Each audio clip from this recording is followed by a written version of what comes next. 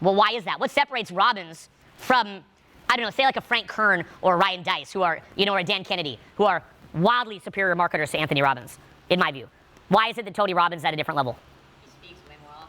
Because when you see Tony, you might as well be seeing Jesus alive. Okay? So Jesus reincarnated with 5% marketing tools is better than Frank Kern with 500% marketing tools. Even though Frank Kern is a guy who I think is very inspirational, and I think Ryan Deiss is inspirational. All these guys I think are very inspirational. Alex Becker is amazing. A lot of these guys are amazing. Now here's why I bring this up. I'm going to teach you exactly to the letter how I speak, how I do social media, how I do all the things that I do. But at the end of the day, you've got to put it into practice. When you guys see me awake until 3 in the morning, when you guys see me teaching something here that doesn't scale, you might think, oh, he's doing this for business. This isn't business, okay? This is art.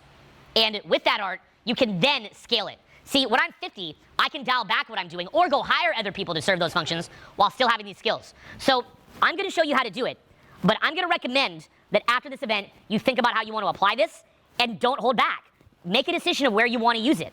The way that I built this was there's probably about 10 understandings that I have to be able to do what I do. Now that sounds like it's like unrealistically low, doesn't it? Doesn't that sound unrealistically low that I could do what I'm doing just understanding about 10 things? Try me.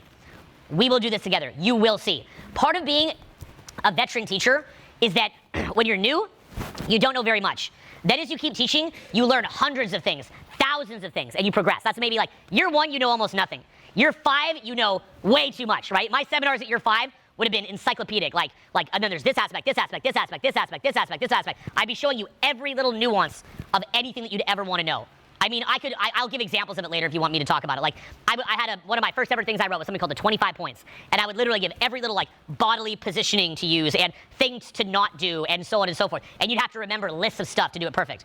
Now, you catch me at year 8 or 9, and I'm like, here, do this little interactive exercise for 6 minutes.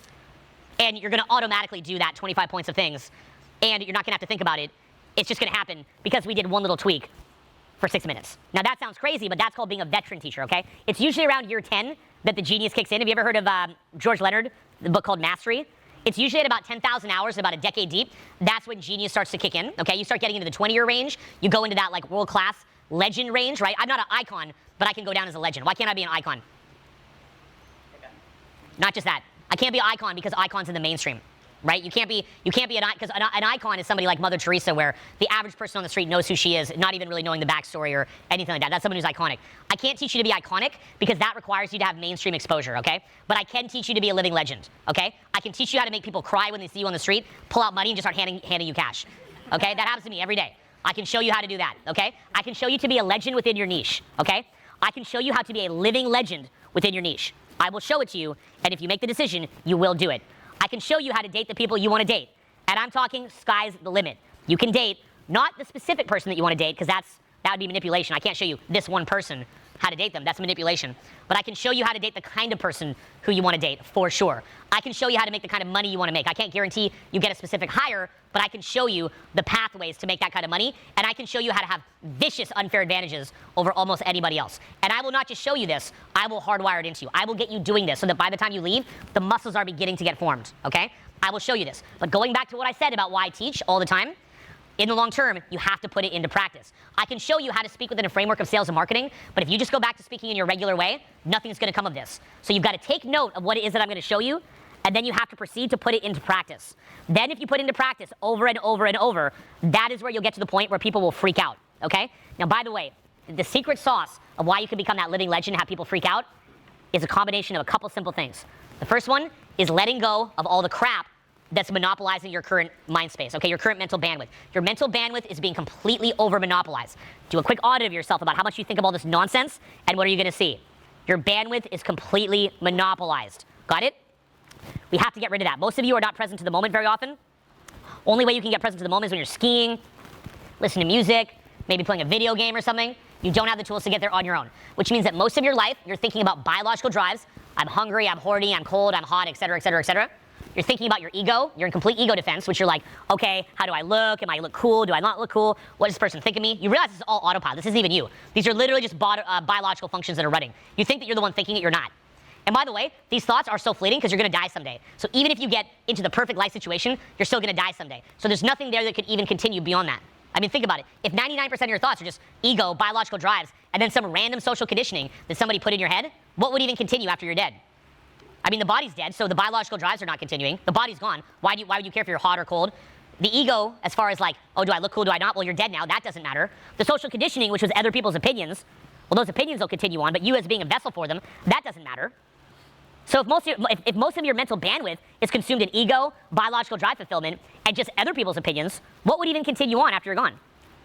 Think about this for a minute. This is why I talk about having a rebirth, a second birth. Now that's a dramatic term. I get that. I'm not saying anything. I'm not going to make like a big hole here to like flush you out of with like water in a water slide. Although I may be onto something, so no promises there. But future event perhaps. But I'm freaking out. Okay, so the main thing here being though, but I want to be a little bit theatrical or dramatic as far as thinking of it within a term of being reborn, because really one of the main emphasis here, it's not just giving you practical skills so that you can fulfill those biological drives even more, right? It's not just to make more people like you or to make you able to live in a better house or to make more money or so on and so forth. That's something that you should get anyway. That's something that we should be able to get, to honor your biology, to honor your ego as a part of you and get it to where the ego is getting what it needs, your biology is getting what it needs. I want to cover that kind of stuff that will move you in those directions.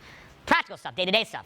But at the same time, I also want to get it where there's something proactive that's being reborn in you.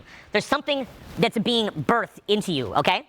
So the kind of shift that you'll have, if you want to just say it in practical terms, is that most of you right now are living from outside in, okay? You're getting external input, and you're being moved too much in reaction to that external input. It's like being, this kind of leaf in the wind blowing around. Something that I've expressed in other videos is that this genuinely terrifies me because I believe that people being asleep and not having something in them that is proactive leads towards, not to be dramatic, but mass murder, is what I believe. I believe there's a huge amount of mass murder in the world, and I believe that most of that occurs because of a lack of proactivity in most people, okay? Because what most people call like, oh, that's a nice guy. To me, that nice guy who just like puts his eyebrows up, it's just like, yeah, like that. Like they're kind of just like going along with the crowd. They look really nice, but those same people that are basically kind of like what you call the sheep, and in fact, they're not sheep, they're human beings, but they can have those kind of attributes if they just go with the crowd. Those same people that look super nice, I don't trust them. Like, I don't trust those people. Like, people would look at you from yesterday, and they think that you're trustworthy. I don't trust you. I would be more likely to trust a criminal over you. You want to know why? Because you're easily pushed around. You just are. So when some bad leader comes into power, which in certain countries they do, and they're like, yeah, let's go get all this group, it's always people like that are like, okay, just following orders. That's what the boss said to do, and they go do it. So this is why I want to help you to change your life, but I also have a higher purpose here of creating leaders, of creating the kind of people that would put a stake in the sand and say, wait, that's not okay. We have to do the right thing here. Just because some higher person said to do this doesn't mean that I do it. Somebody who thinks for themselves. Somebody who's able to audit situations.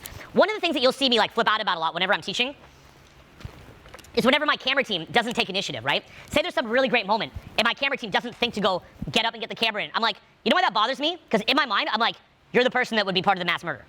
That's what I'm thinking. The same thing that makes them not go get the video of like, say the guy's having a transformational moment and they don't think to put the camera up properly, that's the same thing that creates murder in my view. Because it's called derping. Derping is the main reason we have this massive threat. Most of our biggest problems in the world are from derping.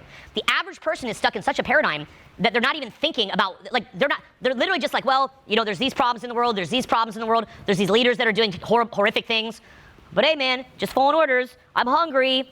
It's not cool to be contrarian. I'm just kind of hungry. Hope I can hook up tonight.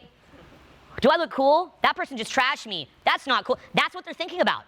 So they're easily manipulated, okay? So part of this work is like, yes, I want to show you how to 10x your income. Really, I do. And 10x, like when I'm saying 10x, I just don't want to like over-exaggerate it. I can't guarantee anything, okay? You've got to go do it. I'll show you paths that I've seen to work. You've got to be the one to go do it. I want to show you how to be better socially. I want to show you how to have more fun socially, how to be happier, how to find your core strengths, how to look at your life and build a life of your own design. We're going to be covering all of that. That's all going to get covered. A lot of the pettiest little things that you want, I want to help you to get those. Okay, the most petty things you want, like ego gratification and people thinking you're cool and the kind of dating life that you want and money and like I want to get you all that, okay? I'm going to show you because I enjoy that stuff. Anybody that says they don't enjoy that stuff, I think is being snooty. We're living beings in a human experience, right? So I want to show you the tools that I would use to get that. And I'm going to show you that and I'm going to force this transformation because I've got to be like a personal trainer here.